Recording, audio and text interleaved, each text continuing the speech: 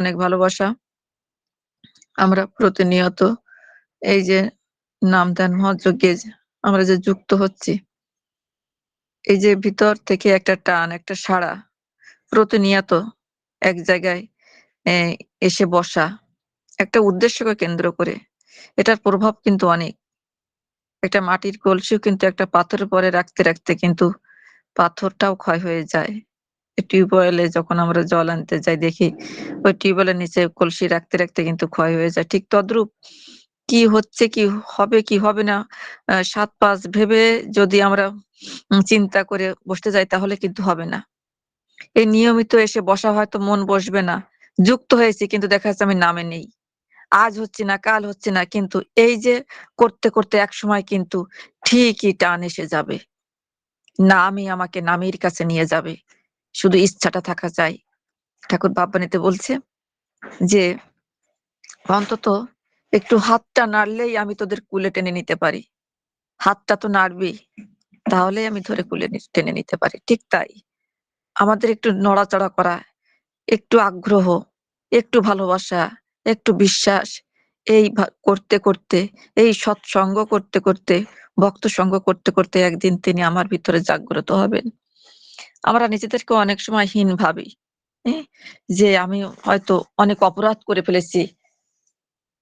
নিজেকে অপরাধী ভাবি। এরকম বেশিরভাগ মানুষের জীবনে যে কিভাবে তার কাছে প্রার্থনা করতে হয় আমরা নিজেরাই জানি না। তা ঠাকুর বলছেন যে ছেলেবেলা থেকে ঠাকুরের যে ভাবনাটা ছিল, আম ঠাকুর বলতেন কি যে, "পরমপিতা তুমি আমার পিতা, আমি তোমার সন্তান। তোমার জোরে আমার জোর। তুমি থাকতে দোষ দুর্বলতা আমাকে স্পর্শ করতে পারবে না।" কিন্তু একদিন একজন বৈষ্ণব ভক্ত ঠাকুরের এই মনোভাবের কথা শুনে বলল, "সে কি অনুকূল? ও তো তোমার অহংকারের কথা। বরং দীনভাবে বলবে, আমি দুর্বল, আমি পাপী, আমি অসহায়, আমি অধম, আমি নীচ, আমি অপবিত্র। তুমি আমাকে রক্ষা করো, ত্রাণ করো দয়াময়।" এইভাবে বলতে হয়। ঠাকুর বলছেন, আমি সেই বৈষ্ণবের কথা মতো আমার সব কথা ছেড়ে ওই বলে প্রার্থনা করা শুরু করলাম। ঠাকুর ওইভাবে প্রার্থনা করা শুরু করল। আমি হীন, আমি অধম, আমি অপবিত্র, তুমি আমাকে রক্ষা করো, ত্রাণ করো দয়াময়। দেখা গেল কিছুদিনের মধ্যে শঙ্কা, সংকোচ ও গিলানি ঘিরে ধরল ঠাকুরকে। ঠাকুর নিজেই বলছেন যে এই শঙ্কা, সংকোচ, গিলানি ঘিরে ধরল আমাকে। সবসময় মনে হয় আমি যেন কত বড় অপরাধী। মানুষের বিশেষত মায়েদের মুখের দিকে ঠাকুর সহজে মুখ তুলে চাইতে পারতেন না। কারো ঘরে ঢুকতে গেলে যেন ভয়, ভয় করত। ঠাকুর বলছেন আমি যেন কুঁচকে এতটুকু হয়ে গেলাম। কারো সঙ্গে সহজভাবে মিশতে পারি না, কথা কইতে পারি না। ভাবি আমার স্পর্শে যদি অন্যের ক্ষতি হয়, আমার বুকের ভিতর যে একখানা আনন্দ ও পবিত্রতার পূর্ণ চন্দ্র নিটোল হয়ে বিরাজ করত, তা অমাবস্যার অন্ধকারে এক মুহূর্তে ছেয়ে গেল। সে কি দুর্দিন না গেছে, চরম দুর্দিন গেছে। মানে করুণময় অবস্থা অসহনীয় হয়ে উঠল ঠাকুরের। না পেরে শেষে একদিন বিকেল বেলায় পদ্মার পাড়ে তিনি ছুটে গেলেন। পদ্মার পাড়ে ছুটে গিয়ে আকুল ভাবে চিৎকার করে তিনি বলে উঠলেন, আমি পাপী নই, আমি দুর্বল নই, আমি অধম নই, আমি দুষ্কৃত নই। আমি তোমার সন্তান। হে পরমপিতা, আমি তোমার সন্তান। আমি নির্মল, আমি পবিত্র, আমি জ্যোতির্তনয়, আমি চিরজ্যোতিষ্মান। এইভাবে মানে ঠাকুর বলছেন আরো যা, যা মনে আসলো মনের আবেগে বলে গেলাম।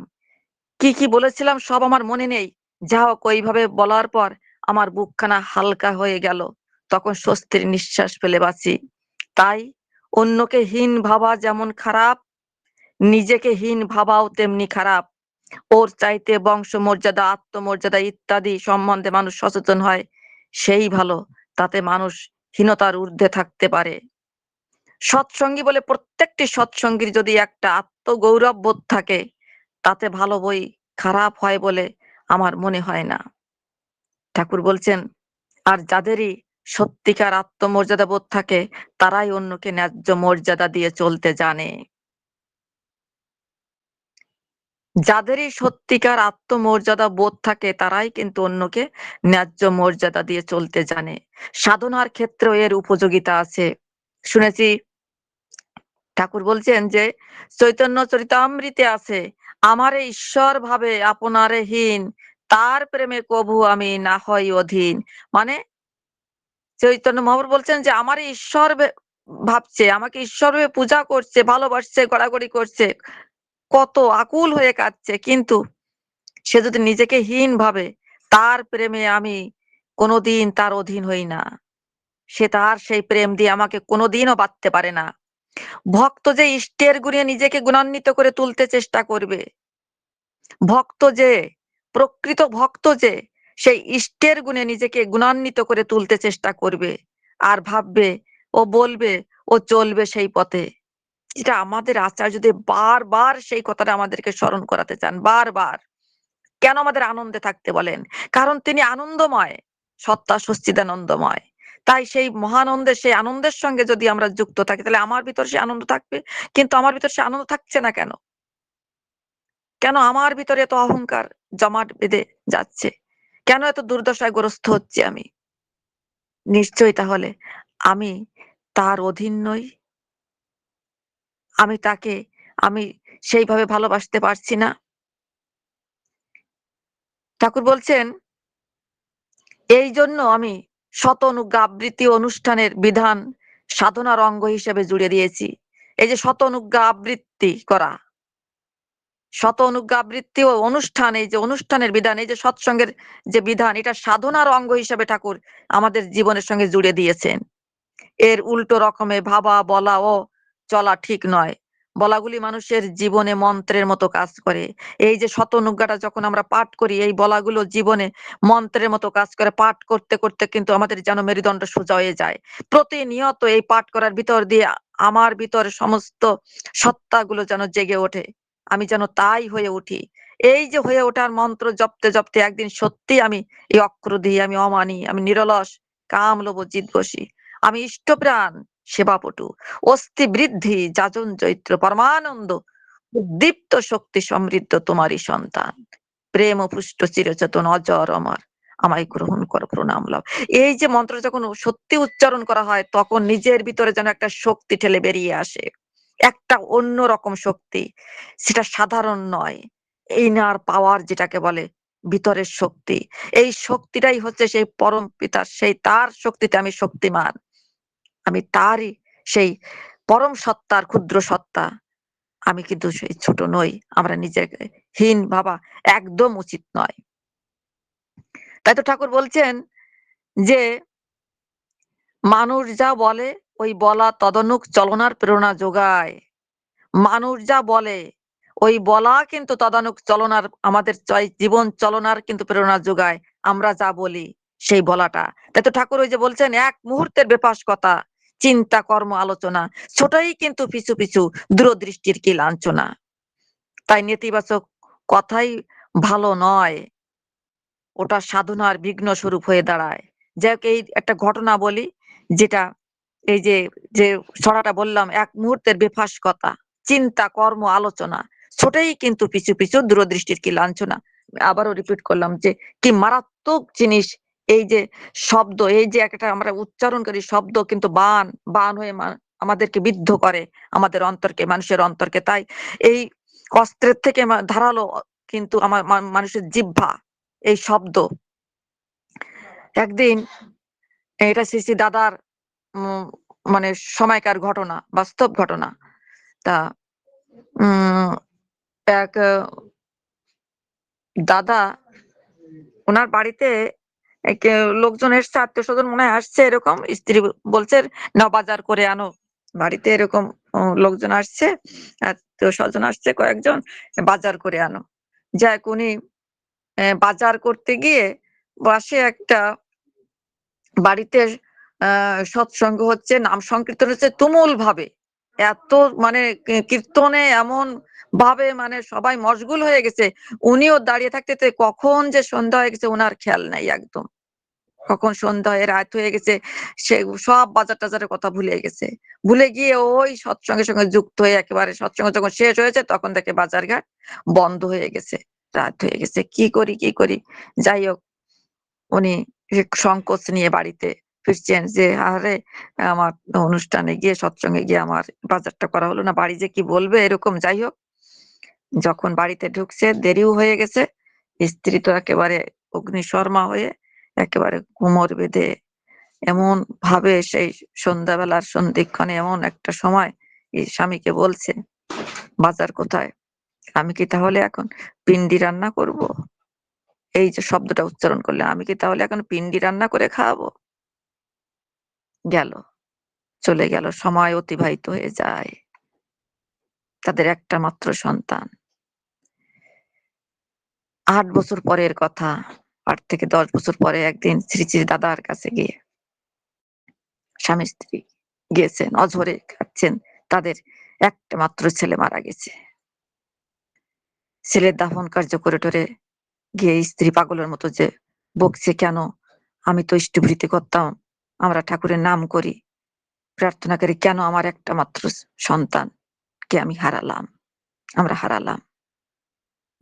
তখন শ্রী, শ্রী দাদা যে ঘটনাটা আমি বললাম, এই ঘটনা বলছে, "ফিরে তাকিয়ে দেখ তো মনে আছে কিনা? আজ থেকে এত বছর আগে স্বামীকে এই বলেছিলি। আর সেটাই তো মানে করতে হলো। সেই পিণ্ডদানই তো করতে হলো।" তাহলে এই যে কথা বলা, এই শব্দই ব্রহ্ম আর শব্দই বাণ। কখন যে কোনটা লেগে যায়, আমার দিদি শাশুড়ি প্রায় এই ছড়াটা বারবার বলতো। ওখান থেকে আমার একেবারে মুখস্থ হয়ে গেছে বারবার। এক মুহূর্তের বেফাঁস কথা, চিন্তা, কর্ম, আলোচনা। ছুটেই কিন্তু পিছু, পিছু। দূরদৃষ্টির কি লাঞ্ছনা। তাই আমরা অনেক সময় রাগান্বিত হয়ে কখন যে কি কাকে বলে বসি, আমরা নিয়ন্ত্রণ হারিয়ে ফেলি। আর সেটা যে আমারই পিছনে ছুটে সেটা আমরা বুঝতে পারি না। যাই হোক, ঠাকুর বলছেন যে মানুষ যে ইষ্টকে ভালোবাসতে শুরু করে, মানে সেই তার হীনমন্যতা ঘুচে যায়। তার সমস্ত মানে কমপ্লেক্স মানুষের ভিতরে যে কমপ্লেক্স গুলো থাকে আস্তে, আস্তে ঘুচে যায়। তখন তার ধান্দা হয় কেমন করে ইষ্টের চাহিদা ওই ইচ্ছাগুলি পূরণ করবে। তার তা না করলেই নয়। তাই ওই সম্পর্কে যা করণীয় সে সম্বন্ধে কোনো ভড়ং না করে তীব্র সংকল্প নিয়ে সে করতে লেগে যায়। সফল না হয়েই সে ছাড়ে না।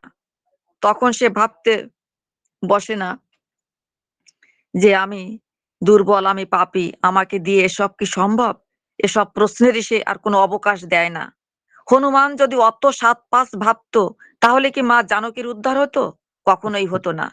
বীর ভক্ত যে, সে অহংকার বা আত্মাভিমানকে এড়াবার অছিলায় বৃহৎ দায়িত্ব থেকে নিজেকে দূরে সরিয়ে রাখে না। যে সত্যিকার বীর ভক্ত, ঠাকুর প্রায়ই কিন্তু হনুমানের ভক্তের কথা আসলেই হনুমানের কথা বলতো। তিনি হনুমানের মতো ভক্তকে তিনি পছন্দ করতেন। হ্যাঁ, সে বীর ভক্ত যে সে কিন্তু তার অহংকার বা আত্মাভিমানকে এড়াবার অছিলায় বৃহৎ দায়িত্ব থেকে নিজেকে দূরে সরে রাখে না।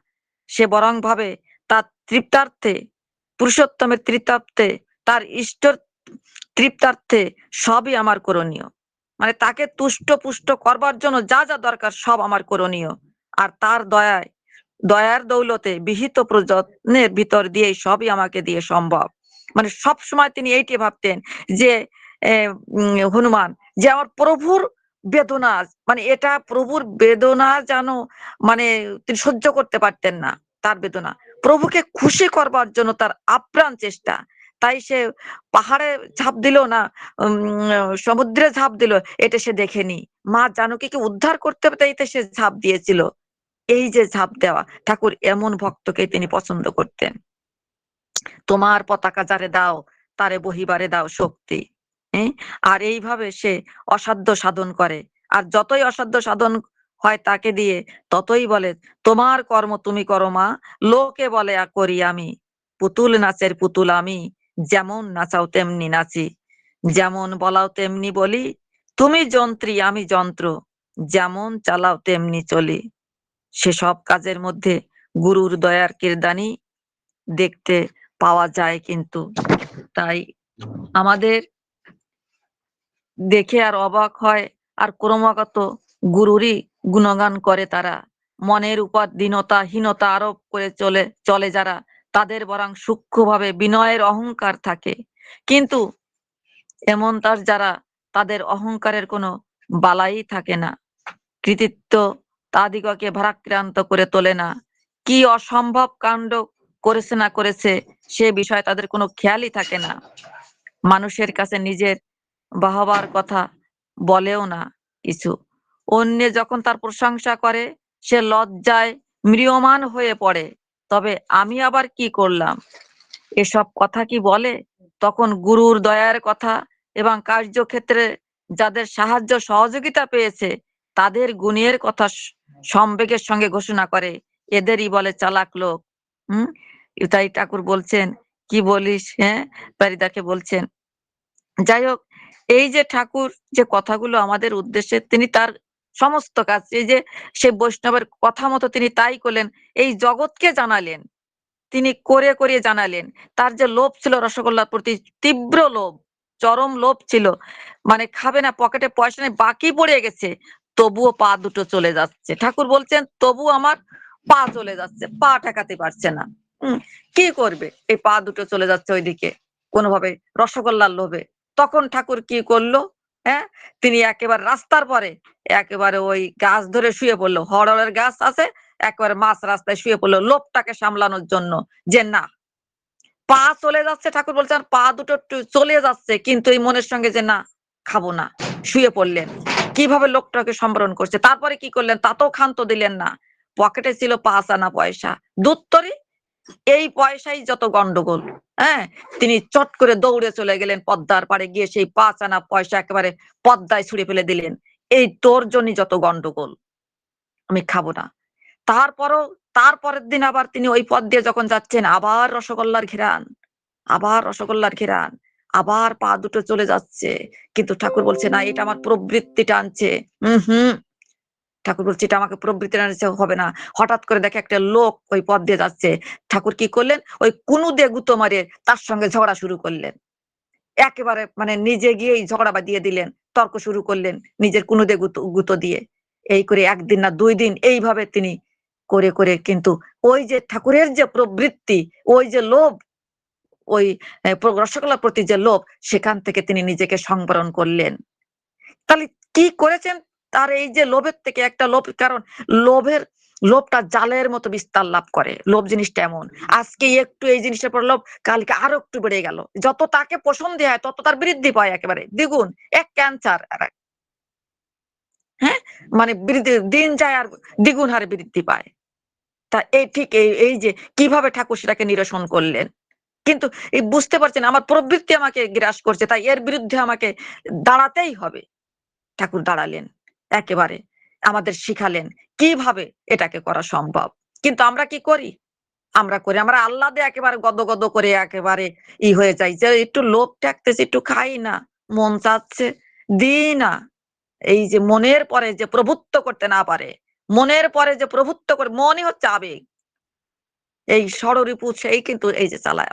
তাই এই মনের পরে প্রভুত্ব করতে পারে একমাত্র সদ্গুরু, সৎ নাম। তার প্রতি নিষ্ঠা ভক্তি সহকারে যদি এই নাম ধ্যান করা যায়, সে মনের পরে প্রভুত্ব চালাতে পারে, তখন ওই জ্ঞানের উদ্রেক হয়, বিবেক জাগ্রত হয়। তাই বিবেকবান মানুষ ফলবতী বৃক্ষের মতো তারা বিনয়ী হয়।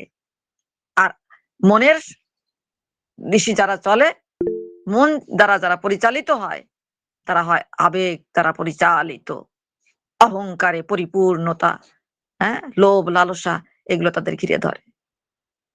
যাই হোক, বর্তমান এই যে আচার্যদেবের একটা ঘটনা প্রায় আমার মনে পড়ে, বলে যে এক সন্ন্যাসী প্রত্যেক দিন নদীতে স্নান করে আহ্নিক করে। যাই হোক, খুব ভক্ত মানুষ, সে ভীষণ ভক্ত ঈশ্বরের, সে পূজা পাঠ টাট করে, মানুষের সেবা দেয় খুব। একদিন দেখে একটা গাছের নিচে সাধারণ মানুষ নয়, একজন দেবদূত, দেখলেই বোঝা যায়, দাঁড়িয়ে আছেন। তখন সাধু বাবাজি কিন্তু তাকে প্রণাম করলেন। তখন হঠাৎ করে দেখে যে ওই দেবদূতের আ হাতে একটা খাতা। উনি জিজ্ঞাসা করলেন, "এটা কিসের খাতা?" বলছেন, "এটা এটা ঈশ্বরের খাতা। এটা ঈশ্বরের খাতা। ঈশ্বর যাদের ভালোবাসেন এখানে তাদের নাম লেখা আছে।" সাধু বাবাজির কিন্তু একটু কৌতূহল হলো। সত্যি আমি তো ঈশ্বরকে খুব ভালোবাসি। তাহলে কি উনার খাতায় আমার নামটা লেখা আছে নাকি? দেবদূত বললেন, "দেখবেন নাকি? দেখেন, আপনি যেমন ভক্ত, দেখেন তো আপনার নামটা লেখা আছে নাকি?" দেখে কি তার নামটা লেখা নেই। কোথাও লেখা নেই। অনেক, অনেক নাম লেখা আছে। কিন্তু তার নামটা লেখা নেই। উনি একটু মন ভারাক্রান্ত হয়ে গেল। তিনি তার পরের দিন আবার যে না আমাকে তাহলে আরো বেশি করে তার পূজা, সেবা এগুলো করতে হবে। জপ ধ্যান করতে হবে। আবার তিনি সেই গঙ্গা স্নান করে যখন চলে যাচ্ছেন তার পরদিন দেখে আবার সেই দেবদূত সেখানে দাঁড়িয়ে। যখন তিনি দেবদূতকে প্রণাম করে চলে যাচ্ছেন তখন দেবদূত বলছেন, "আজকে খাতা দেখলেন না?" বলছে, "ঈশ্বর আমি তো গতকাল দেখেছি।" বলছে, ওটা তো একটা খাতা, আরেকটা খাতা আছে।" তখন বৈষ্ণব বাবাজি বলছে, "ঈশ্বরের কি আবার ২ টো খাতা থাকে নাকি?" কয় কি, "হ্যাঁ, ঈশ্বরের সবসময় ২ টো খাতা থাকে। তো গতকাল একটা দেখেছেন, এটাও একটু দেখে যান।" উনি অনিচ্ছাকৃতভাবে তো ও যে বলছে যখন, তখন তিনি দেখলেন। দেখেন যে একেবারে ১ নম্বরে তার নামটা লেখা আছে। বলছে, "এই খাতাটা কাদের নাম লেখা জানেন? যারা ঈশ্বরকে ভালোবাসে।" আর আগের দিনের খাতাটা ছিল, "ঈশ্বর যাদের ভালোবাসেন।" এই যে ২ টো শব্দ, ঈশ্বর যাদের ভালোবাসেন তাদের একটা খাতা, আবার ঈশ্বরকে যারা ভালোবাসে তাদের একটা খাতা। ওই যে ঠাকুরের সেই বাণী, "ঈশ্বর তোরে বাসেন ভালো তাতে তোর কি? তুই না তারে বাসলে ভালো, ছাই ঢালা ঘি বা ভস্যে ঢালা ঘি।" এই যে কথাটা, ঈশ্বর সবাইকে ভালোবাসেন। সবাইকে ভালোবাসেন একেবারে। সর্বজীব, সর্বস্তরের সব ধূলিকণা সমস্ত সবাইকে ভালোবাসেন তিনি। তার ভালোবাসায় কোন রকমের কোন ব্যতিক্রম নেই। একদম ব্যতিক্রম নেই। ব্যতিক্রম হবে আমার ভালোবাসার দ্বারা। তুই না তারে বাসলে ভালো, ছাইয়ে ডালা সব একেবারে মাটি হয়ে যাবে। তাই এই যে এই ঈশ্বরের ২ টো খাতায় কোন খাতায় আমার নামটা লেখা থাকবে? কোন খাতায়? হ্যাঁ? এটা সবকিছু ধূলিসাৎ হয়ে যাবে, জল হয়ে যাবে সমস্ত সাধনা যা কিছু করি না কেন? যদি আমি তাকে ভালো না বাসি। আমি তাকে যদি ভালো না বাসি। তাই আমাকে ভালোবাসতে আমি যদি তাকে ভালোবাসি তার ভালোবাসা আমি পাবোই পাবো। তাই ঠাকুর আরেক জায়গায় বলছে যে, "জ্ঞানী বাপের সন্তান হওয়া সত্ত্বেও সে পুত্র যদি সে বাপের কথা না শোনে, তাহলে তো বাপের কিছু করবার থাকে না।" তোরা যে আমার সন্তান, আমি পই, পই করে বলছি, তোরা আমার সন্তান, তোরা আমার কাছে ছুটে আয়। আমি যা বলছি, এই যে আচার্য পন্থা রেখে গেলাম, পাকা রাস্তা করে দিল, তোরা এই রাস্তা দিয়ে হাঁট। তোরা বেলাইন রাস্তা দিয়ে যাচ্ছিস কেন? তোরা যাতে বেতালে না পড়িস, তাই তো সেই তালে আসলাম, সেই তাল নবমীতেই এলাম। তোদের দিক দর্শন করবার জন্য। সঠিক রাস্তা একেবারে, সঠিক রাস্তা। এই রাস্তা দিয়ে চললে তোরা পাবি সেই পরম পিতাকে পাবি। একেবারে ভুল হবে না। একেবারে ভুল হবে না। সৎসঙ্গ হচ্ছে একটা নিয়মে চলা, একটা ফর্মুলায় বাঁধা একটা জীবন। যে এইভাবে চলতে পারে সে এখানে থেকে যে এই সংসারে থেকে এই জীবনে থেকে তাকে প্রাপ্ত হবে। এর কোন মরণ-ফরণ নেই। তাই জীবন্ত ভগবানকে পেয়েছি। আমাদের সামনে আচার্যদেবই জীবন্ত ভগবান। তিনি সেই পরমপিতা। কারণ তিনি তাকে ধারণ করে আছেন, লালন করে আছেন, পোষণ দিয়ে আছেন এবং তিনি বিতরণ করছেন, সে প্রিয় বিতরণ করে চলেছেন। তার ভাণ্ড কখনো খালি হচ্ছে না। খালি হয় না। এ ভাণ্ড কখনো খালি তিনি পূর্ণতা একেবারে তার ভিতরে সবসময় পূর্ণতা প্রাপ্ত হয়ে আছে। আমরা অল্পতে রেগে যাই, হ্যাঁ? অল্পতে রাগ হয়, হিংসা হয়, দ্বেষ হয়। আচার্যদেব কি বলছেন জানেন? এটা তাদেরই হয় যাদের ভিতরে ওই ঠাকুরকে পরিপূর্ণতা তাদের ভিতরে লাভ করতে পারেনি। ঠাকুরকে পূর্ণভাবে তারা গ্রহণ করতে পারেনি বিধায় ওই আধা গেলাস জলের মতো আছে। ওই সেখানে ওই রাগ, দ্বেষ, এই যে ভালোবাসা সবকিছু এসে সেখানে জড়ো হচ্ছে। তাই যার ভিতরে ঠাকুর একেবারে পরিপূর্ণতা লাভ করেছে সেখানে কেউ আমাকে ভালো বললেও আমার কিছু যায় আসে না, মন্দ বললেও আমার কিছু যায় আসে না। আচার্য বলছেন, "আমার কি মানুষ নিন্দা করে না?" এই যে পার্থক্যটা এখানেই। আপনাকে নিন্দা করলে আপনার ভীষণ খারাপ লাগছে। আপনাকেও কেউ প্রশংসা করলে আপনি উচ্ছ্বসিত হচ্ছেন। যে একেবারে একই জায়গায় থাকে স্টিল, হ্যাঁ? যে ওই যে সুখেও যে উল্লসিত হয় না, দুঃখেও যে কাতর হয় না। যে আমার প্রশংসা করুক না কেন আর আমার নিন্দাই করুক না কেন, কোন কিছুতে সে বিচলিত হয় না। মানে কোন কিছু তাকে তার প্রভাব ফেলতে পারে না ওইগুলো। সেই হচ্ছে ঠাকুরকে পরিপূর্ণভাবে ধরে আছে। যার ভিতরে এই পরিপূর্ণতা আছে, একটা পরিপূর্ণ গ্লাসে ১ বিন্দু জল দিলে সে জলটা যেমন উপচে পড়ে যায়, ঠিক তদ্রূপ আমার ভিতরে তিনি যখন জাগ্রত, জীবন্ত জাগ্রত হয়ে উঠবেন আমার ভিতরে, তখন যে যাই বলুক না কেন ওই উপর দিয়েই চলে যাবে। সে আমার ভিতরে প্রভাব ফেলতে পারবে না। এটি একটা একেবারে সাধারণ লজিক একেবারে। সত্যি তাই। তাকে ভালোবাসলে সবকিছু জীবনটাকে সুন্দর মতো একদম খেলনার মতো করে খেলতে, খেলতে, হাসতে, হাসতে একদম তার কাছে চলে যাওয়া যায়। হ্যাঁ? না ওই যে নাচে নটবর নাচে নবাব ঠাকুরের একটা গান আছে। সত্যি তাই। সকলেই আমরা নটবর। কিন্তু আমরা হতে পারছি না। হ্যাঁ? যাই হোক কি বলবো? আমার কি সময় হয়ে গেছে? অ্যা ঠাকুর প্রফুল্ল দাসদা বলছেন, "ঠাকুর মানুষের জীবনে আইডিয়াল না থাকলে কি হয়? এই গুরু না থাকলে কি হয়?" অনেকের প্রশ্ন কিন্তু এরকম আছে। একদম। আমি তো ভালো আছি। কিসের জন্য এই গুরু গ্রহণ করতে হবে? তা প্রফুল্ল দাস এরকম ঠাকুরকে জিজ্ঞাসা করছেন একবার যে, "ঠাকুর মানুষের জীবনে আইডিয়াল না থাকলে কি হয়?" ঠাকুর তখন ছড়ায় বললেন, "জীব কৃষ্ণের নিত্যদাস যবে ভুলি গেলা, মায়া পিশাচি তার গলে দড়ি দিলা।" ওরে মানুষ যদি ভগবানের বাঁধনে বাঁধা না পড়ে, তাহলে সে শয়তানের বাঁধনে বাঁধা পড়বেই পড়বে। দুটো পথ, সৎ এবং অসৎ। কোন আম কোন কখনো কোন জায়গা শূন্য থাকে না। সেটা ভালো দিয়ে পূর্ণ হলে হবে, খারাপ দিয়ে পূর্ণ হলেই হবে। মানে পূর্ণতা সে হবে কখনো কোন জিনিস শূন্য থাকে না। ঠিক তাই এই যে আমার ভিতরে আমি কি দিয়ে পূর্ণতা প্রাপ্ত হচ্ছি। এ তাই এ আমরা যখন ভুলে যাই তখন ওই শয়তান এসে আমাদেরকে নাকে দড়ি দিয়ে টেনে যায় যখন আমরা ভগবান পথে না চলি। মানুষের জীবনের উদ্দেশ্যই তো ঈশ্বর প্রাপ্তি। আমরা ভুলে গেছি ওই যে কার সন্তান ১ম এ যে আলোচনাটা করলাম। আমরা ভুলে গেছি আমরা কার সন্তান। আমরা হীন হয়ে গেছি। আমাদের মেরুদণ্ড সোজা নেই। আমরা দুর্বল হয়ে পড়েছি। আর ওই যে দুর্বল ব্যক্তির এ এ যে সাহসী নয়, সর্বপ্রথম আমাদের দুর্বলতার বিরুদ্ধে যুদ্ধ করতে হবে। একবারে ঘোষণা দিলেন ঠাকুর ১ম এই সত্যানুসরণ গ্রন্থের ১ম বাণী। সর্বপ্রথম আমাদের দুর্বলতার বিরুদ্ধে যুদ্ধ করতে হবে। সাহসী হতে হবে। এই এই বাণীটা যখন সত্যি পাঠ করে তখন ভিতরে যেন একটা অন্যরকম শক্তি যোগায়। আমি একটা বাস্তব ঘটনা বলি। আমাদের একটা সৎসঙ্গী মেয়ে যাই হোক আ আ পরিবার থেকে বিচ্ছিন্ন হয়ে রাগারাগি করে সে কিছুদিন বাইরে ছিল। সেখানে যে অসুস্থ হয়ে পড়ে তখন আমি ইন্ডিয়াতে ছিলাম।